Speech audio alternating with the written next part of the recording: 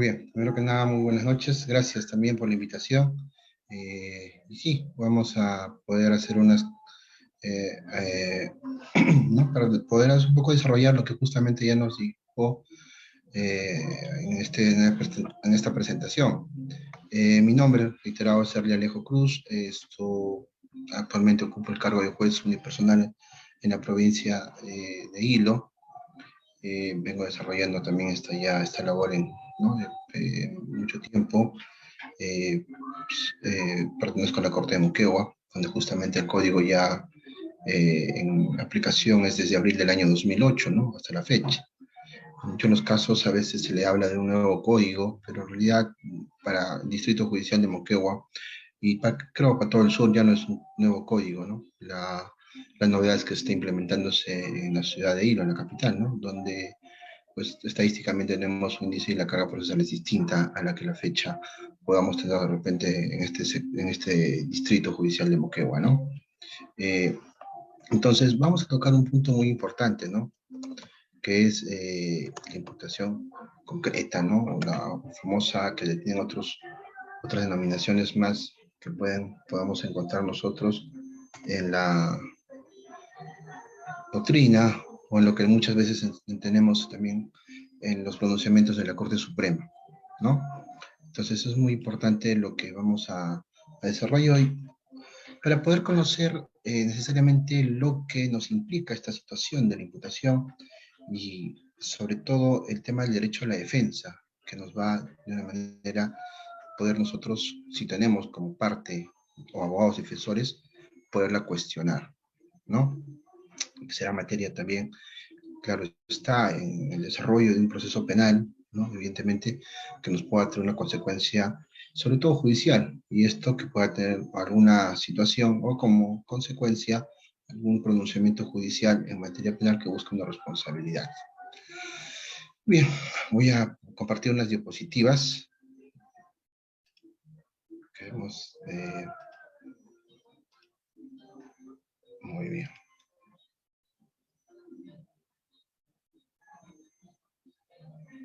¿Me confirman si la ven, por favor, para que pueda estar? ¿Me confirman? Sí, doctor, está cargando. Ya en un segundo seguro podemos ver.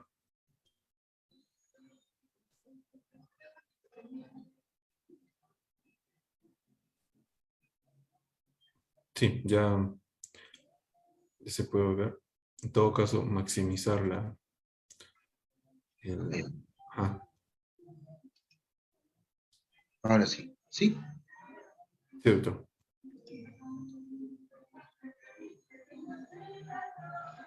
Bien, vamos a colocar por acá. Muy bien, entonces, eh, es muy importante esto de la imputación concreta, ¿no? Que nos trae a colación, que es una parte importantísima del proceso penal desde el inicio, ¿no? Desde que uno recibe la noticia criminal, ¿no? Cuando ya va a empezar, entiendo que también han desarrollado un tema ustedes, ya, ¿no? Desde que se tiene la noticia criminal, llega la policía o llega la fiscalía mediante una denuncia o una situación similar, ¿no? Que pueda poner conocimiento y pueda generar todo el movimiento del aparato para poder hacer la investigación, ¿no? Por parte del Estado. En este caso, que va a recaer claramente, como ustedes deben conocer, en fiscalía, ¿no? Que es el titular de la acción penal a la cual la persona, los fiscales, ¿no? Recae sobre esta labor que puedan ellos generar esta situación. Eh, hay varias casaciones, hay pronunciamientos también con relación a cómo debe empezar esta situación de la imputación, ¿no? Esa mera sospecha, ese mero indicio de cómo conocer alguna situación de imputación. Es claro, entonces, como vamos a ver nosotros, debemos partir siempre de qué es la imputación, ¿no? Justamente Alberto Montón Redondo habla en un libro que él tiene muy importante, que nos habla en un sentido muy amplio, ¿no? Respecto a lo que es la imputación, que nos trae el tema al día de hoy a poder tratar. Eh, Como pueden ver ustedes en la diapositiva, en realidad es, ¿no? Un sentido muy amplio, ¿no? Es, miren, lo que cómo se busca esta definición, cómo se acerca a una de estas en la actualidad, ¿no? El sentido amplio es la atribución más o menos fundada que se le hace a una persona de un acto presuntamente punible sin que haya de seguirse necesariamente una acusación concreta contra ella como consecuencia, ¿no? Miren, que hablamos, o sea, de una situación de atribuirle a una persona, ¿no? Un hecho que evidentemente podría tener una consecuencia punible, ¿no? Sin que haya seguirse necesariamente a una acusación contra ella, ¿no? Pero más o menos es una atribución a una conducta, a un desarrollo en el mundo externo, ¿no? Claro, claro está, ¿no? Que va a generar una situación de que ésta pueda tener una responsabilidad. En algunos casos, ¿no? Siempre y cuando en algunos casos, como vamos a ver más adelante, y ustedes también lo deben conocer, siempre y cuando que esta conducta enmarque dentro de un tipo penal, ¿no? Claro está en, ¿no? Para poder tener una consecuencia penal. O hay hechos que evidentemente puede ser una atribución, pero no merece una relevancia penal, o sea, no puede ser sancionado, ¿no? Eh, es claro esta situación. Entonces, ese desarrollo de la imputación o de la calificación o de ese hacer que nos hace, en este caso la fiscalía, o nos podría hacer nosotros, claramente va a tener que tener y lo vamos a denominar como una imputación. No nos olvidemos que todo desarrollo que hagamos nosotros, ¿verdad? Claro, hago hincapié que se ha materializado, ¿no? Va a tener que tener una imputación, porque hay un desarrollo externo en el mundo, pues, ¿no? Yo cogiendo mi celular, o yo realizando, cogiendo una botella, o yo acudiendo al estadio, ¿no? Entonces desarrollan, ¿no? Pero ahí también, claro está, como podemos buscar en la definición, que hay conductas, pues, que no son perseguibles penalmente. Pero para el caso de hoy, evidentemente tienen que ser conductas que van a estar pues desarrolladas en un contexto que van a tener una sanción punitiva, y eso está. Ahora, esta sanción punitiva merece pues que tenga una imputación o una situación de ciertos elementos y conductas de desarrollo del ser humano, sobre todo al momento de que cuando la fiscalía haga una situación como van, ustedes han visto y se debe entender así, en las disposiciones, ¿no? De formalización, e incluso en la disposición preliminar, donde solamente se merece una mera sospecha, ¿no? Ojo que en este caso de la mera sospecha, en el transcurso del tiempo que va desarrollándose ya el proceso penal, va a generar, pues, que y esa mera sospecha vaya teniendo unos cambios, ¿no? Claro, como están, y eso ustedes lo saben.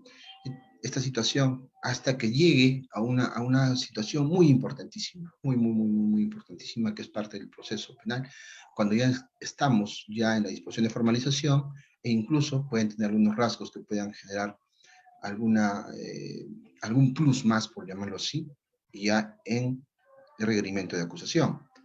Es ahí donde mayormente va a haber. Ahora, es claro también que este derecho a la imputación concreta necesariamente tiene que estar revestido pues el derecho, ¿no? De defensa, porque yo tengo que conocer, ¿no? Qué se me está imputando, cuándo se me detiene, por qué, ¿no? En base a eso. Entonces, eh, esta situación de la imputación concreta, le van a conocer imputación suficiente, algunos el derecho a ser informado de la imputación. Son situaciones que también, como sean, son sinónimos, alguna situación que vamos a ver nosotros como la imputación propiamente necesaria, ¿no? Que algunos van a ver ustedes, escuchar también, pero más o menos pueden conocerla en también cuando escuchemos en un juicio, en una audiencia, ¿no? La imputación concreta, la imputación suficiente, la imputación necesaria. Evidentemente cada uno va a tener una situación que van a querer ponerles pues como yo, descubrí esto o tal cosa, pero al final, en realidad, en la práctica, es lo mismo, y la Corte Suprema también lo ha dicho, en pronunciamientos claros están, que la imputación necesaria, imputación concreta, como le quieran denominar algunos autores, pero es esa razón de ser lo mismo, tienen el mismo sinónimo, en realidad. Ahora, algunos van a decir, de repente doctrinariamente lo dice tal autor así, pero en realidad si buscamos nosotros, esto es lo necesario y esto es. Incluso hay acuerdos plenarios, hay, el propio código establece que debería ser la imputación necesaria, ¿no? Y lo están desarrollando así, reitero, varios pronunciamientos de la Corte Suprema, ¿no? Y esto de la imputación necesaria, concreta, claro está, ¿no? En nuestro código adjetivo, tenemos ¿no? Ante estas situaciones, afectaciones que incluso en el propio juicio, y lo podemos ver nosotros cuando a veces, incluso en etapa intermedia, pues hay acusaciones deficientes, ¿no? Incluso no tienen una correlación, ¿no? O no es concreta, que puede ser materia en la etapa intermedia, de que sea devuelta, ¿no? Mediante una observación formal para que Fiscalía haga un desarrollo completo. A veces esto surge cuando vemos, cuando hay dos, tres imputados, ¿no? O imputaciones, por diferentes tipos de delitos, tienen que desarrollarse individualmente. ¿Ya? Esto es claro, como se ha podido ver nosotros. Entonces, ahora, es importantísimo precisar qué debe contener pues, esta imputación, que en muchos de los casos, como hemos dicho, ojo, no nos vayamos de la idea de la premisa que hemos puesto en inicio, ¿no? Es el desarrollo, es una imputación, no es una situación que se le va a atribuir a una persona. En este caso, tendría que tener relevancia jurídica, ¿no? Materia penal.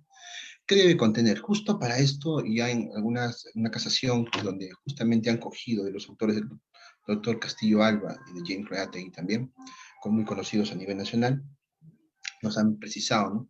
Que deben sostener requisitos mínimamente para no inobservar este principio de la imputación suficiente o la imputación necesaria, ¿no? Que nos establece en el fundamento, en la imputación que nos va a traer el fiscal en su acusación. Ojo, esta acusación no nos olvidemos que tiene que ser escrita, y claramente está en su requerimiento de acusación, ¿no? Y nos va a poner 3 puntos de vista muy importantísimos, ¿no? Desde la postura de estos jurisconsultos, ¿no? Que es una pista fáctica, lingüística y jurídica. Miren, y lo que nos desarrolla, ¿no? Claramente ellos, y ustedes van a poder ver, miren, para desarrollar el tema del requisito fáctico. Este requisito fáctico del principio de imputación necesaria debe ser entendida como la exigencia de un relato circunstanciado y preciso de los hechos con relevancia penal que se le van a atribuir a una persona. No nos estamos alejando de la premisa que llegamos a Montero, que hablaba del doctor Montero, ¿no? Un requisito fáctico, o sea, fáctico, hecho, ¿verdad? El fáctico siempre habrá relacionado al hecho, el fundamento del hecho, de la conducta que ha desarrollado en el mundo externo, ¿verdad? Nos establece acá claramente que tiene que tener un relato, ¿no? Miren ustedes, un relato, disculpen, un relato circunstanciado. Ahora, ¿cómo podemos nosotros materializar ese relato circunstanciado y cómo lo vemos en la acusación?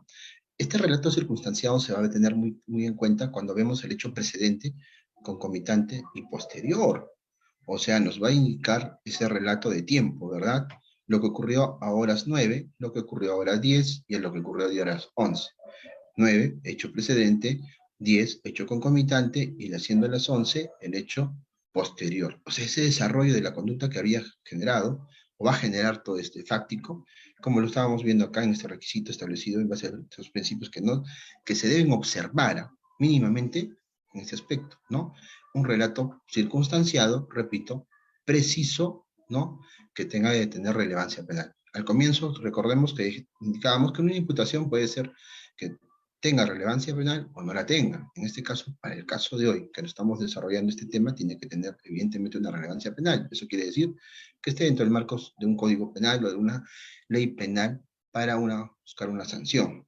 Entonces, esta atribución que se le va a hacer a esta persona, o personas, si fuera el caso, ¿no? Evidentemente necesita que haya esa cronología de tiempo, ¿no? Cronología de tiempos. Imagínense que veamos ustedes una acusación donde nos habla, pues, primero el hecho posterior, hecho precedente, ¿no? Y luego el concomitante. Evidentemente, pues, una estructura, ¿no? Muy, muy contraria, ¿no? Ilógica, contradictoria en los tiempos, ¿no? Entonces, evidentemente, el pronóstico que nos va a tener a futuro esa acusación en la etapa intermedia no va a ser más que ser cuestionada por la defensa en una observación formal, lo que va a generar pues, que el juez de investigación preparatoria haga la devolución de este requerimiento de acusación. Entonces, muy importantísimo es eso de dónde se va a partir. Claro está que esta imputación, como lo estamos viendo en el hecho circunstanciado, no va a tener un núcleo fáctico desde el inicio, ¿no? De la noticia criminal, que en el tiempo, como hemos dicho, en la etapa de investigación preparatoria y luego en la etapa intermedia donde se va a hacer el control, ¿no? Claramente por la defensa, va a ser materia, ¿no? De control formal, no solamente por la defensa, ojo, por el abogado del defensor, sino también por el mismo juez, porque el juez está en la obligación, e incluso el juez, como ustedes saben, puede plantear una excepción de oficio, ¿no? Si ve evidentemente que este fáctico no tiene pues una situación que carente de relevancia penal, al contrario, es un hecho que puede ser planteado una excepción. Repito, el código lo establece. El juez de investigación preparatoria de oficio puede ¿no? Reiteramos esto, puede hacer ese trabajo. Está en su atribución, o la que la propia defensa, también usando su derecho reiterado, o valga la redundancia, de defensa, puede plantearle en una observación, claro está, sustancial, al momento de que sea la audiencia respectiva y sea materia de debate, para luego emitir un pronunciamiento el juez.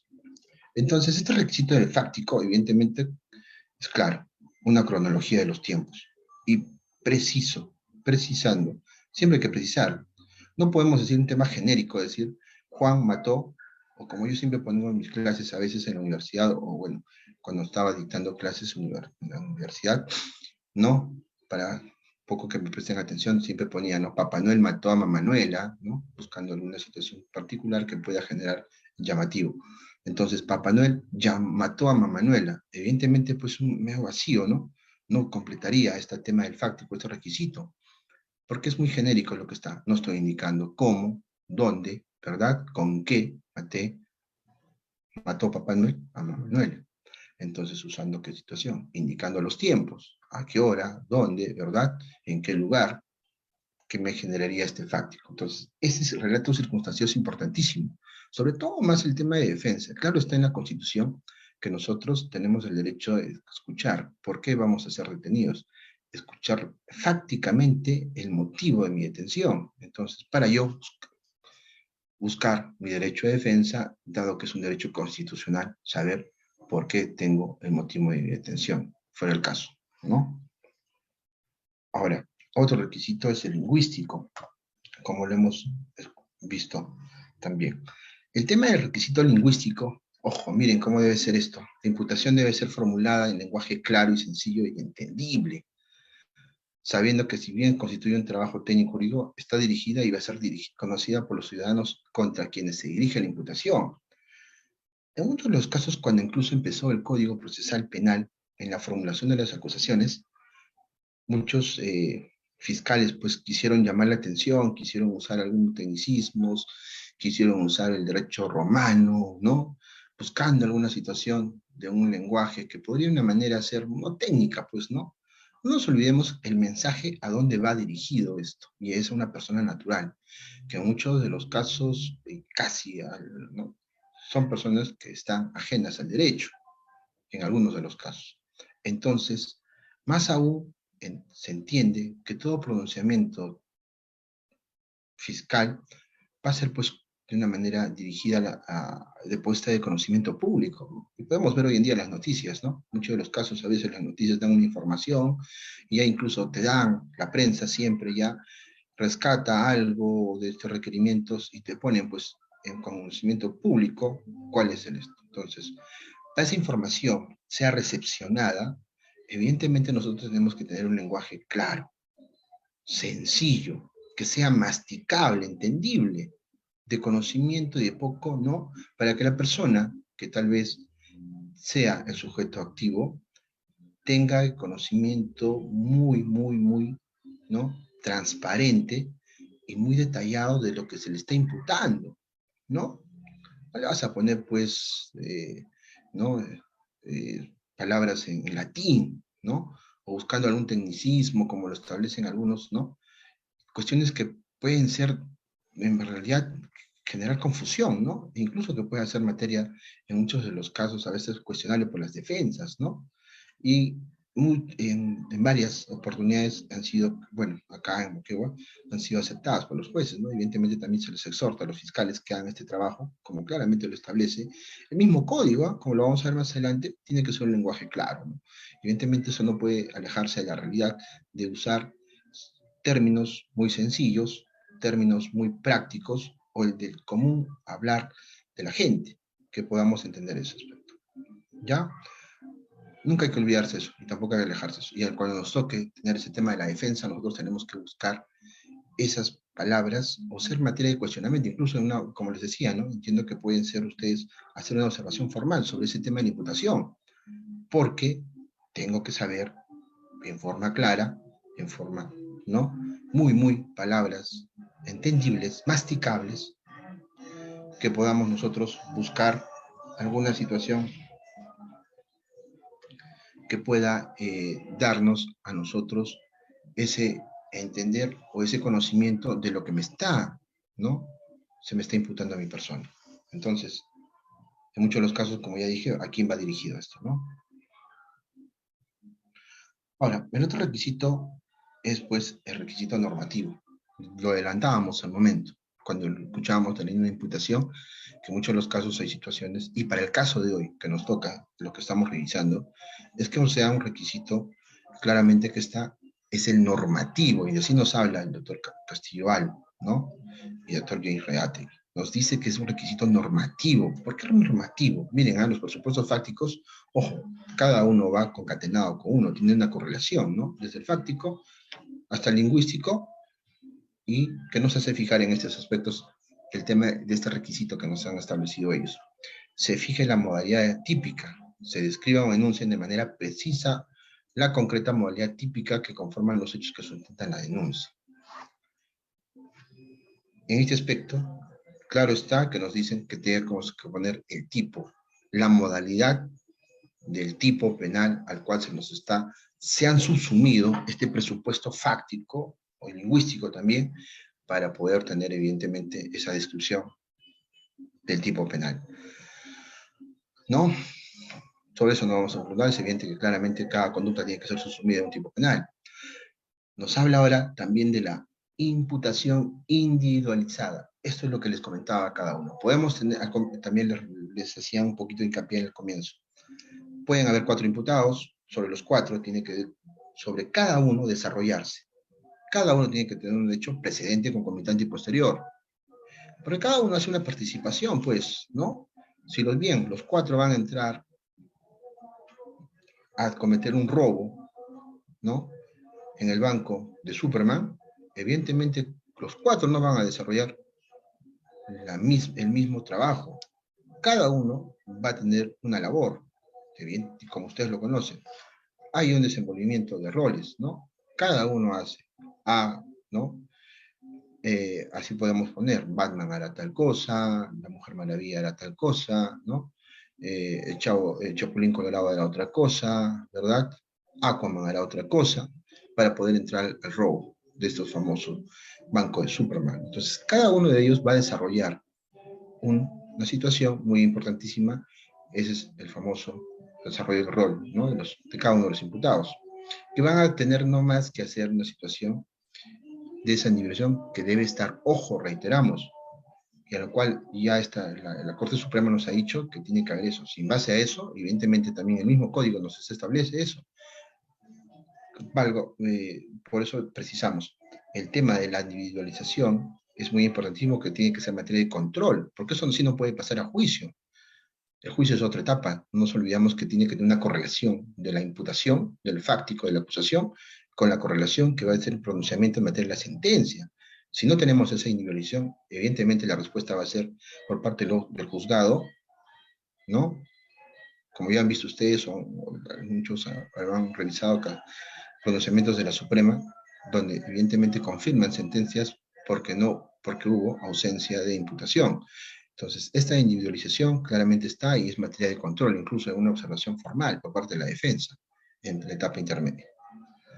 Ya, entonces, corresponde a cada uno, incluso a la calificación jurídica del hecho, ¿no? De cada uno de esos. Bueno.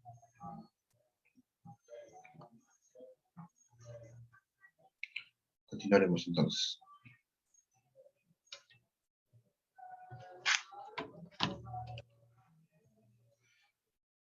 Siguiendo este requisito del normativo, miren lo que también nos habla, que se fije el nivel de intervención. Esto es claro, esto es clarísimo. No todos de los partícipes, si hay una pluralidad de agentes, cada uno pueden ser coautores, en muchos de los casos pueden ser cómplices, ¿no? Nuestra normatividad sustantiva habla de cómplices primarios, cómplices secundarios. Ustedes ya imagino que saben, cómplice primario es cuando tiene una labor, bueno, según la normatividad de nosotros, ¿no? Que tiene una participación y como ya no se podría realizar, ¿no? El hecho delictivo. En cambio, con cómplice secundario puede o no tener relación o puede llegar a finalizar con su consumación del hecho. Su participación es tan necesaria a comparación de un cómplice primario, ¿no? Entonces, ese nivel de intervención que nos pide, ¿no? Para una imputación, para poder ver qué grado de participación tuvo. sí, la cabeza de todo este hecho delictivo que se va a cometer, o se ha cometido. Entonces, claramente nos establece esa participación como mínimo que tenemos que poner en desarrollo, o el fiscal tiene que poner eso en la acusación, eso está, fuera el caso, ¿no? Yo mucho voy a basar en el tema de la acusación, voy a ubicarlo en el estado de la acusación, para poder ver, porque en la acusación es donde ya vamos a tener a juicio, ¿no? Evidentemente. Entonces, es ahí donde tiene que haber esta situación de la intervención y la propia calificación de la acusación con respecto a qué labor tuvieron cada uno de los participantes. ¿Qué labor hizo Aquaman, qué hizo, ¿no? Batman, qué hizo la Chica Maravilla, la Mujer Maravilla, ¿no? Entonces, cada uno desarrolló. Uno fue el campana, la otra persona que fue la que entró a los cajeros, al banco, directamente, ¿no? A sacar dinero. Ahora, también nos establecen los requisitos normativos, muy importantísimo, que se establezcan los indicios y elementos de juicio que sustenta cada imputación. Evidentemente, la necesidad de esta situación de motivar qué medios de prueba, qué indicios, como se le denomina en esta etapa, incluso ya para el momento de la acusación, que está claro, que nos va a generar que tenga pues este grado de participación. Evidentemente son los lazos, ¿no?, que uno va a tener. Pueden ser, ¿no? Claramente, como lo establecemos acá, indicios o prueba directa, pues como le pueden decir algunos, ¿no? O prueba indirecta, como le quieran denominar a ustedes. Pero estos son los lazos o los medios de prueba, en realidad, en conclusión, ¿no?, que van a tener materia para poder generar que hay causa probable de que estas personas, Batman, la Chica Maravilla, el Chavo del Ocho, ¿no?, y Aquaman, participaron en el robo del banco de Superman. Este es muy importantísimo. Entonces, este presupuesto, como claramente está, es un derecho constitucional porque tengo que tener pues una situación de la relevancia de la justificación viable de que estas 4 personas que han participado, o los agentes, hay, hay, ¿verdad?, causa probable para que vayan a juicio. ¿Ya? Entonces, es así. Ahora, en muchos de los casos, si nos trasladamos a una etapa distinta, la etapa final, la etapa estelar del juicio, en la etapa intermedia, pues incluso las defensas o incluso antes cuando acabe la acusación o acabe la disposición, se emita la disposición de conclusión de la investigación preparatoria, Fiscalía, si no tiene elementos de comisión, lo que va a generar, pues es, ¿no?, en base a la insuficiencia que tenga, que pues el proceso no pase con relación a todos o a alguno de ellos, ¿no? Entonces es necesario que exista esto. Y Fiscalía, con el momento que haga su requerimiento de sobreseimiento, si fuera el caso, va pues, ¿no?, a dar esa situación de sobreseer la causa y el archivo definitivo, ¿no? Pero si no fuera el caso, necesariamente para yo poder pasar a juicio, tengo que tener pues esos elementos que van a ser materia de control.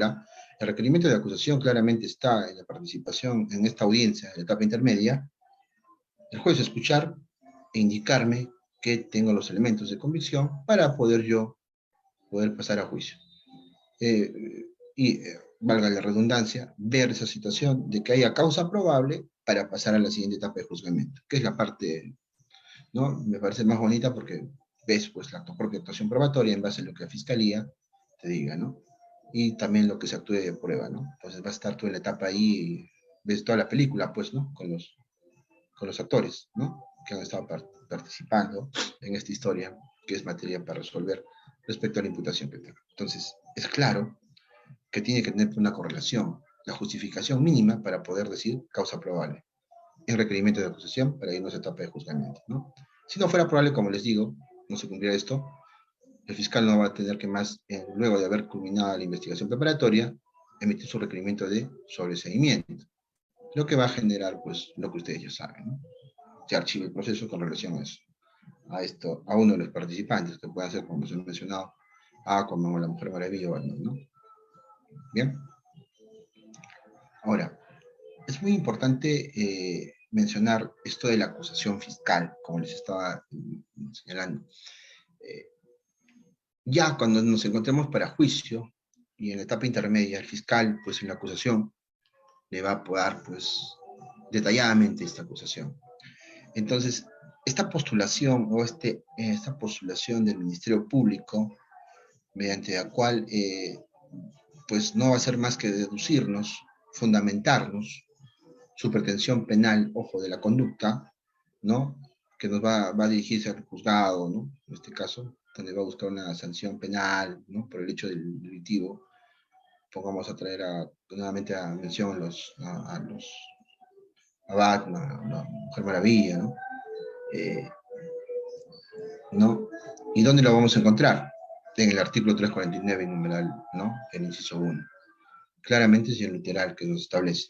Miren, ¿qué habla ahí? Está ahí, van a ver ustedes con negrita, dice, ¿no? La relación clara, precisa del hecho que se le atribuye al imputado, con las circunstancias, lo que mencionamos a comienzos, ¿no? Precedentes concomitantes y posteriores. Luego, en el literal D, ¿qué nos establece? La participación que se le va a atribuir a cada uno. O sea, lo que mencionábamos en los requisitos que nos han dicho el doctor Castillo Alba y James Reategui, lo vemos plasmado en esto, en el Código Procesal Penal, que nos establece dentro de una de las formalidades que pide el código para que el requerimiento de acusación tenga esa validez respecto a esa imputación, y la encontramos ahí, en el artículo 349. ¿Sí? Ahí está la imputación necesaria, o la imputación concreta, como la quieren decir ustedes. Ahí vamos a encontrar. Y nos habla de una relación clara y precisa, e incluso de la participación de cada uno. Ahora, ojo, desde esta atribución, de este requerimiento de acusación que está materializado ya en físico, ¿no? Y está escrito claramente qué se le va a atribuir a cada uno a la persona, a cada uno, o a las personas, por el caso, a los sujetos activos, va a tener una correlación, ojo, correlación en lo que se va a emitir ya en la sentencia. Entonces, Fiscalía siempre va a poder acusar, porque evidentemente va a tener ese presupuesto de que existe causa probable, ¿no? Para irnos a juicio. Pasa la etapa intermedia, saneado el proceso, la acusación, no va a tener más que el juez, no puede escaparse, no puede eludir y no puede salirse de ese parámetro que está en la acusación. Por eso está el artículo 397, ¿no? Del Código Procesal Penal. Tiene que tener esa propia correlación de la acusación con la sentencia.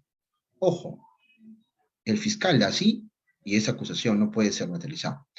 Ahora, ustedes me preguntan qué ocurre si podría pasar un hecho distinto o se pueda evidenciar que esta conducta, que lo establece claramente el código, ¿no? Si el juzgado ve que esa conducta no se puede subsumir en ese tipo penal, si no se puede subsumir en otro tipo penal, ¿no? Podría ser justo ahora, hace poco salió una sentencia, ¿no? Que va a ser muy el tema, cuando es lesiones, cuando a una persona le dispara, ¿no? Y cae la bala en el brazo. ¿Lesiones o tentativa de homicidio? ¿Verdad? Entonces, y esto ya varias veces ha habido pronunciamientos, incluso con algunos casos donde dos personas se golpean, dos personas tienen un enfrentamiento y uno saca un cuchillo y lo, lo, el cuchillo lo utiliza en las extremidades, en la pierna, ¿no? Entonces, y Fiscalía viene y dice, pues, tentativa de homicidio. Son órganos, no son órganos que te van a poder generar una situación de pérdida, ¿no? Sino que te pueden dejar lesiones. Entonces, ahí hay que ver esa situación. Esta imputación, ojo, el fáctico no puede cambiar. Tal vez en el juicio se pueda dar otro tipo penal, que sea materia de desvinculación del tipo penal, pero ya en el juicio propio de la propia actuación probatoria, ¿no? Ahora, en este aspecto es muy importantísimo, el fáctico no cambia, el fáctico no cambia, ¿ya? Ahora, ojo, si este fáctico no encaja en otro tipo penal, evidentemente, pues, no va a tener que mantener una respuesta negativa a la postura de la Fiscalía, ¿no? Por parte del órgano judicial, ¿ya? Entonces, eso es muy claro. Ahora, ¿dónde más vamos a ver el tema de la acusación y la imputación necesaria, imputación concreta, como quieran ustedes decir? El Acuerdo Plenario 6/2009 nos establece claramente lo respecto a la acusación fiscal y qué debe ser, ¿no? Nos dice que debe describir de un modo preciso, concreto y claro los hechos atribuidos al acusado, ¿no? ¿No? El tema de la fundamentación fáctica, ¿no? El título, la condena, la participación que se le va a atribuir a cada uno, e incluso nos habla del ofrecimiento de pruebas, no de cada uno, lo que justamente tiene correlación, incluso con lo que hemos dicho de Castillo Alba y también Jan Reategui, ¿no? Que ha sido acogido por la Suprema en algunas sentencias. Entonces, claramente está ante estos pronunciamientos y el propio acuerdo plenario que nos está estableciendo, que sí, pues, ¿no? Existe esa situación ante cualquier hecho, sea puede ser un delito culposo, o sea un delito doloso, ¿no? Existe esa correlación, esa circunstancia, ese detalle de la temporalidad con el espacio, ya esa acción que va a tener, ¿no? La cual, claro está, como ya estamos mencionando, es así, ¿no? Que puntual, claro, sencillo, lenguaje no tecnicismo, ¿no? Que en muchos de los casos ya ha sido proscrito, ¿no? Hay pronunciamientos, muchas cortes, ¿no? Cortes superiores, incluso en sentencias de vista, ya han emitido, incluso ha tenido como de respuesta. Algunos órganos jurisdiccionales son un poco más drásticos y remiten copias al órgano de control de la fiscalía, pues, ¿no? Porque proscriben esta situación cuando algunos fiscales usan alguna situación de tecnicismo, situaciones que no son, y de imputaciones no muy abstractas, muy ambiguas, muy confusas, ¿no? Que estas deben ser materia de control también, eso es evidente en los juzgados de investigación preparatoria, ¿no? Para poder ahí. Y esto, ojo, no nos olvidemos que también debe haber un trabajo activo de la defensa, ¿no? La defensa tiene que cuestionar esto en una observación tanto formal, si fuera el caso, o una observación sustancial, ¿no? Que pueda ser materia de debate en esta audiencia. Si bien no se va a actuar la prueba, pero puede ser materia de cuestionamiento mediante este medio de defensa, que es válido en las audiencias. Ahora, también esta acusación nos habla, corrijo, este acuerdo plenario también nos habla de la participación, del grado que ha cometido de uno cada uno de ellos, como lo hemos mencionado, que puede ser, ¿no? Autor, cómplice, ¿no? En su intervención que ha realizado este sujeto. Ahora, también, ya para concluir, se pasó el tiempo rapidísimo, avanzamos. Entonces, para ir concluyendo, evidentemente la situación de la imputación concreta es un bonito tema, ¿no? Que siempre va a ser materia de cuestionamiento por las defensas, y en muchos casos es acogido, ¿no? Por los órganos jurisdiccionales cuando se evidencia. En realidad creo que no un buen trabajo de repente al momento de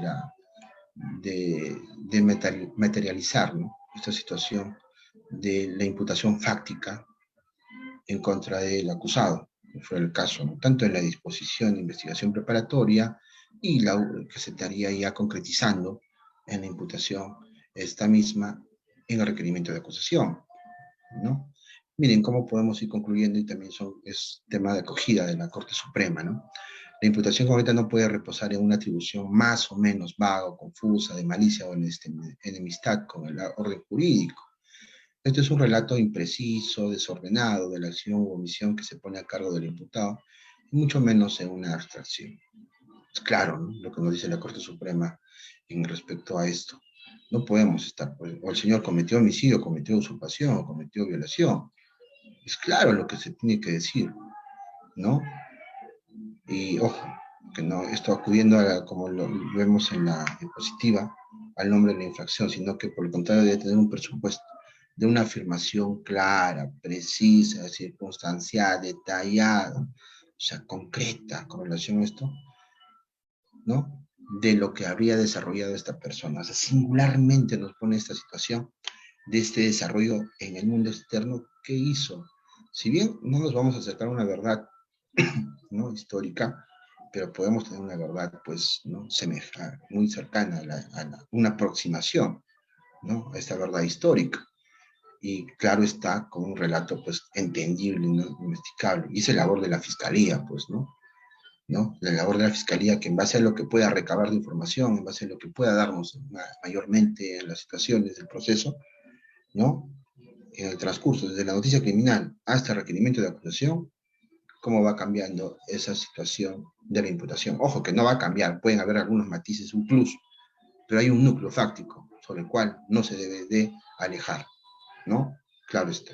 Si no, estaríamos pues en una afectación al debido proceso en materia de derecho de defensa. Claramente está. ¿no? No podríamos nosotros ver ese aspecto. Ahora, es muy claro lo que nos dice lo que podemos ir concluyendo con este pronunciamiento de la Suprema, ¿no? Esta afirmación debe ser clara, precisa, ¿no? No podría ingresar otra situación más. Ahora, este acontecimiento que se supone, no se supone, debe ser así, Fiscalía trae ya a mover el aparato jurisdiccional o al Poder Judicial, que tiene que ser real, ¿no? Con cada una de las circunstancias que vamos a indicar ahora, que es de modo, tiempo y lugar, ¿no? Tiempo y espacio, en concreto, ¿no? ¿Qué nos va a indicar esa situación de la imputación? El modo,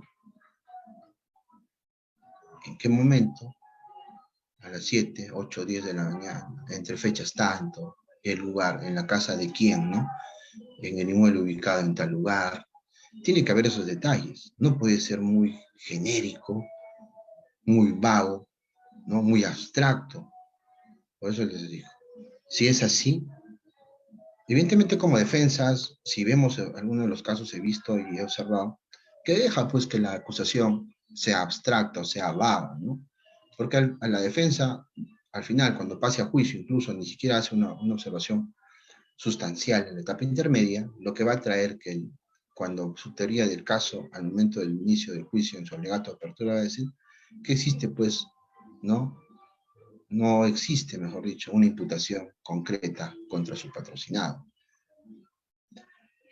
Y es así que podemos ver en muchos de los casos, por ejemplo, acá en el Distrito Judicial, algunas situaciones donde hay delitos, sobre delitos que son o procesos donde son materia compleja, ¿no?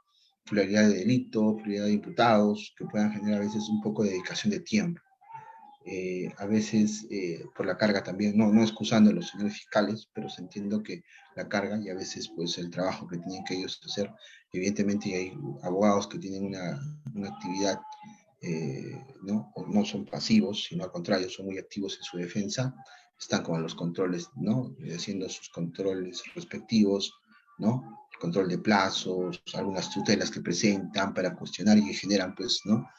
Dedicaciones también a esas audiencias que van a ser materia de desarrollo y que dan como respuesta a que ¿no? El fiscal de una manera, en muchos de los casos, descuide algunos casos y tenga otra prioridad algunos, ¿no? Y de repente puede haber un descuido en alguna situación de una imputación que pueda tener como respuesta que no esté bien concreta, ¿no? O necesaria para justificar. Y al final la defensa, a raíz de esto, puede tener pues una respuesta de la tesis, o sea, de recibo en la etapa de juzgamiento, ¿no? Ante esta situación que pueda ser advertida de repente en otra etapa, pero no lo es, y al final en la etapa estelar tiene como respuesta este recibo, ¿no?